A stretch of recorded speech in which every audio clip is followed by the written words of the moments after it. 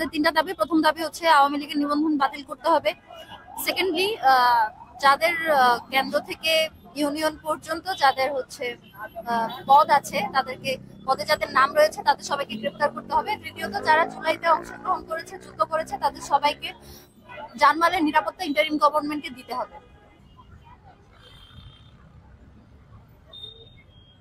আমাদের হলো 36 জুলাই যারা বিপ্লবী ছিল, ছাত্ররা ছিল, প্রাইভেট ইউনিভার্সিটি প্লাস যারা পাবলিক ইউনিভার্সিটি, তাদেরকে ধরে ধরে কিলিং করা হচ্ছে, মিশন কিলিং করা হচ্ছে, এবং সরকারের পক্ষ থেকে এদের কোনো পদক্ষেপ নিচ্ছে না। এখন এই জন্য আমাদের আবার রাজপথে নামতে হলো। এই জন্য আর যে আওয়ামী লীগ এত মানুষ মারলো, 2000 শহীদ করলো, 30,000 আহত করলো, তাদের ব্যাপারে সরকারের কোনো পদক্ষেপ নেই, কোনো গ্রেপ্তার নেই। প্রত্যেকটা রাজনৈতিক দল তাদের দলে তারা দল ভারী করার জন্যই করছে। এই জন্যই আমরা রাস্তায় আজকে আমাদের কর্মসূচি ঘোষণা করেছি যে আওয়ামী লীগের নিবন্ধন বাতিল করতে হবে এবং যারা খুনি, প্রকৃত খুনি, তাদেরকে গ্রেপ্তার করতে হবে 24 ঘন্টা অথবা 48 ঘন্টার মধ্যে। এবং আপনার যারা প্রকৃত আসামি, এই যে দলে যারা ভিড়েছে, তাদের দল প্রয়োজনে নিষিদ্ধ করে দেওয়া হোক। কেন এই খুনিদেরকে দলে ভিড়াবে যারা এত শহীদ করলো? আমি জাস্ট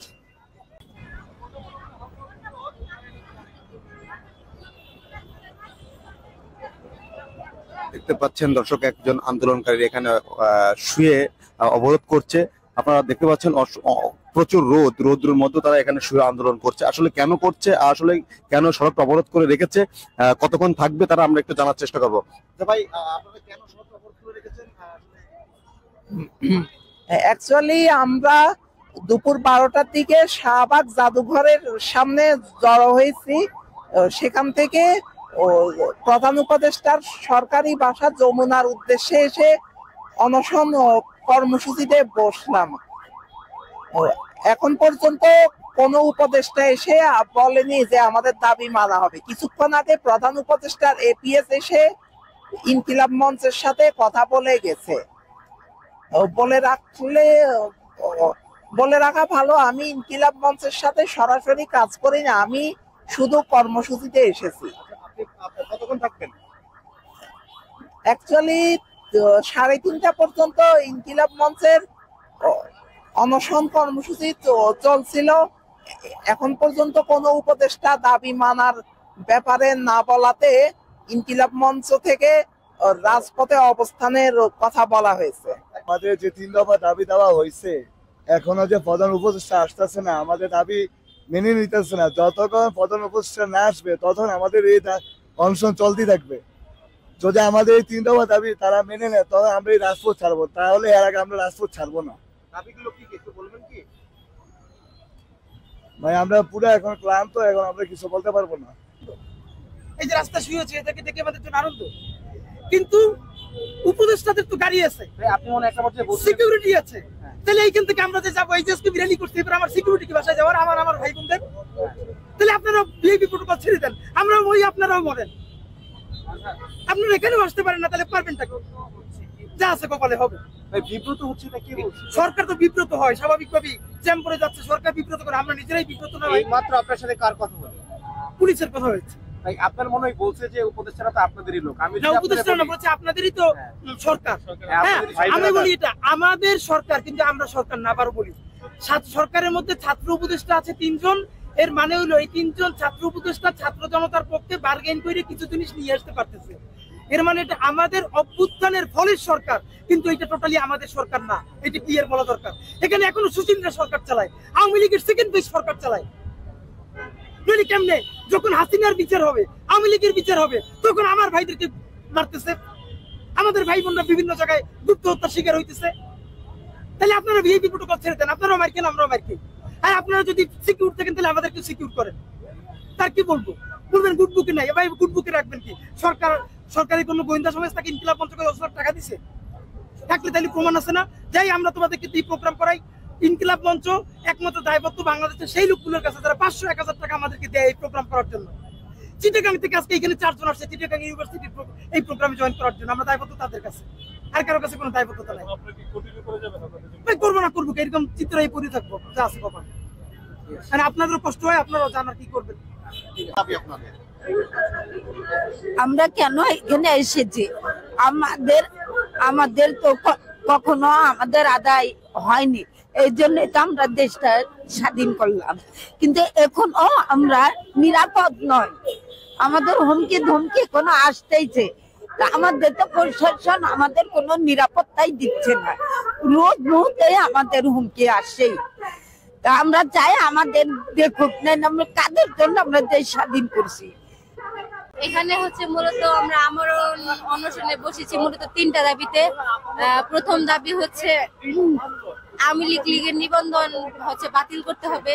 দ্বিতীয়ত হচ্ছে কেন্দ্রীয় থেকে ইউনিয়ন পরিষদ পর্যন্ত যত যারা হচ্ছে আওয়ামী লীগের কমিটিতে আছে সন্ত্রাসী, তাদের অনতি বিলম্বে হচ্ছে গ্রেফতার করতে হবে। তৃতীয়ত জুলাই বিপ্লবীদের জীবনের নিরাপত্তা দিতে হবে। জুলাই বিপ্লবীদের জীবনের নিরাপত্তা নাই, তো আমরা হচ্ছে যে পর্যন্ত উপদেষ্টাদের মধ্যে কেউ একজন এসে আমাদের থেকে লিখিত হচ্ছে আমাদের দাবি নিয়ে না যাবে, সেই পর্যন্ত আমরা রাজপথ ছাড়বো না, আমরা আমরণ অনশনে আছি। দেখেন, আপনারা জানেন যে বিগত 7 দিনে অন্তত 7 জন ছাত্রকে আওয়ামী দুর্বৃত্তরা কুপিয়ে হত্যা করেছে এবং অনেককে মারাত্মকভাবে আহত করেছে, হত্যার উদ্দেশ্যে হামলা করেছে এবং অনেককে তারা ফোনে মেসেজে হত্যা করবে এরকম হুমকিও দিয়েছে। কিছুদিন আগে তারা অনলাইন একটা মিটিং এর মাধ্যমে তারা বলেছে যে বিপ্লবীদেরকে তারা প্রতিটা গ্রামে গঞ্জে খুঁজে খুঁজে তারা হত্যা করবে। তো এটা হচ্ছে যে আমরা সরকারের কাছে এই দাবি অনেক আগেই জানিয়েছিলাম যে আওয়ামী লীগের রাজনৈতিক নিবন্ধন বাতিল করতে, কিন্তু তখন বিএনপি, জামাত সহ অন্যান্য অনেক বড় বড় রাজনৈতিক দল তারা এটার বিরোধিতা করেছেন। তারা বলেছেন যে সাংবিধানিক অনেক বাধ্যবাধকতা আছে, আওয়ামী লীগকে নিষিদ্ধ করা যাবে না। তখন তারা নিষিদ্ধ করে নাই বিদায়ী আজকের কাহিনীর এই পর্যন্ত আসলো। তারা বিপ্লবীদেরকে তারা হত্যা করতে পারছে, এর দায় বড় বড় রাজনৈতিক দলগুলো কখনো এড়াতে পারে না। তো আমরা আজকে এখানে এই দাবি নিয়ে এসেছি যে 7 জন ছাত্রকে মেরেছে, যারা মেরেছে তাদেরকে খুঁজে তাদের বিচার নিশ্চিত করতে হবে এবং তাদের শাস্তি নিশ্চিত করতে হবে এবং আওয়ামী লীগের রাজনৈতিক নিবন্ধন বাতিল করতে হবে, তাদের সমস্ত রাজনৈতিক কার্যক্রম নিষিদ্ধ করতে হবে এবং জুলাই বিপ্লবে যারা আমাদের যোদ্ধা ছিল, যারা জুলাই বিপ্লবে সামিল ছিল, তাদের জীবনের নিরাপত্তা নিশ্চিত করতে হবে এবং এই সরকারকেই দায়ভার নিতে হবে।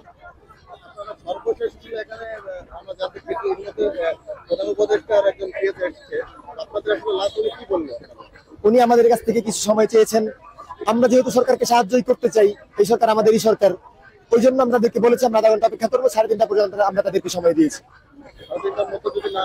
3:30টার মধ্যে আমরা আগে যেটা বলেছিলাম আমরা সড়ক অবরোধ করবো, আমরা তখন সেই কর্মসূচিতে আমরা অগ্রসর হবো। আমার ভাই কবরে উনি কেন বাহিরে, উনি কেন বাহিরে, আমার ভাই কবরে আমার ভাইয়ের রক্ত ভিক্ষা দিতে দেব না, ভিক্ষা দিতে দেব না, আমার ভাইয়ের রক্ত। আওয়ামী লীগের দালালেরা হুঁশিয়ার সাবধান, বেশি বদর দালালেরা হুঁশিয়ার সাবধান, নায়ের দালালেরা হুঁশিয়ার সাবধান, নিজের দালালেরা হুঁশিয়ার সাবধান। আমার ভাই মরলো কেন, প্রশাসন জবাবে, প্রশাসন জবাবে, আমার ভাই মরলো কেন, সিংহান মরলো কেন, প্রশাসন জবাবে, সীমান্তর মরলো কেন, প্রশাসন জবাবে, কাশিম ভাই মরলো কেন, প্রশাসন জবাবে, সোনা দাস মরলো কেন, প্রশাসন জবাবে, ফারানি মরলো কেন, প্রশাসন জবাবে, আফগার মরলো কেন, প্রশাসন জবাবে, আমার ভাইয়ের রক্ত ভিক্ষা দিতে দেব না। উপদেষ্টাদের কিসের এত ভয়? দুনিয়ার সমস্ত আদায়ের কাজ করে বেড়াইতে পারে, ঘন্টার পরে ঘন্টা সিনেমা দিয়ে দুনিয়া শো দেখতে পারে, কনসার্ট উদ্বোধন করতে পারে, আর সেখান থেকে না খাওয়া ভাই বোনগুলো বসে আছে, মিডিয়া কর্মীরা কভারেজ দিতে না খেয়ে বসে আছে। একটা উপদেষ্টার কেন 5 মিনিট সময় হয় না এসে আমাদের সাথে কথা বলে আমাদের স্মারকলিপি নিয়ে যাওয়ার? আমরা বলেছি আমাদেরকে হয়তো এখান থেকে আমাদের স্মারকলিপিতে একজন উপদেষ্টা আছেন ভাই, এইখান থেকে যমুনা 5 মিনিট, এইখান থেকে মন্ত্রীপাড়া 5 মিনিট, 2 মিনিট লাগছে একজন উপদেষ্টা আসতে। আপনাদের তো হেডন আপনারা বানাইছে ছাত্রদের, আপনারা তো ভাব দিচ্ছেন। এখন কি খুলে নিজের সরকার আছে তো 36 জন ধরে তারপর আমাদের কিছু হবে? আপনারা আসবেন না, ভালো কথা। আমাদের থেকে 2-3 ভাইরে এই স্মারকলিপিটা নিয়ে প্রধান উপদেষ্টা মহোদয়ের কাছে নিয়ে যান, আমরা তার হাতে ধরে আসবেন, তাও দেবেন না। আর আপনারা বলবেন কেন আমরা যে ভাই এখন সরকার বিব্রত হয়ে গেছে কেন? আমরা কি ইনিসাই সরকারের দেওয়া টাকা ইনকিলাব মঞ্চ প্রোগ্রাম করে সরকারের টাকায় প্রোগ্রাম করলে সরকারের প্রতিবাদ তোমাদের কথা ছিল। ইনকিলাব মঞ্চের ভাই বোনেরা রুটি কলা খাইয়ে দিনের পর দিন প্রোগ্রাম করে। আপনাদের যে দাবিগুলো দেওয়ার কথা ছিল, পরিবেশের নিবন্ধন বাতিল করতে হবে, আমরা কেন বলবো? আমরা কি পলিটিক্যাল পার্টি? গ্রেফতার করতে হবে, আমরা কেন বলবো? আমরা কি আপনারা বলবেন না কেন? চলতেছেন না। আমরা দাবি করতেছি খাইয়ে না খেয়ে ভাইগুলো অবসান করে পড়ে আছে। আসার সময় হয় না, ফোন করে বলেন যে সরকার বিব্রত হয়। আপনারা যাতে বিব্রত হন, বিব্রত না হন, আপনাদেরকে চুমু খেয়ে আন্দোলন করতে এতদিন, এরপরে এই 3 ঘন্টা বসে দিলেন, সময় হয় না, এখন কি চান? তাই গিয়ে চুমু দিয়ে আসবো? তাই দিয়ে চুমু খাওয়ার মতো ঠোঁটার চিন্তা আমাদের নাই। তাতে মনে চাইলে নিয়ে ফুলে বেরিয়ে গেছেন, মনে চাইলে দিয়ে গায়েতে গাড়ি উঠে দেন, চাইতে পারবো না। উপদেষ্টা একজনের আসতে হবে, অথবা আমাদেরকে প্রধান উপদেষ্টা মহোদয়ের কাছে নিয়ে যাইতে হবে। তার আগ পর্যন্ত এরকম শুয়ে বইরে থাকবো। কেউ যদি না থাকে আমি একা থাকবো, আমার উপরে গাড়ি চালাই দিবেন, আল্লাহ ভরসা।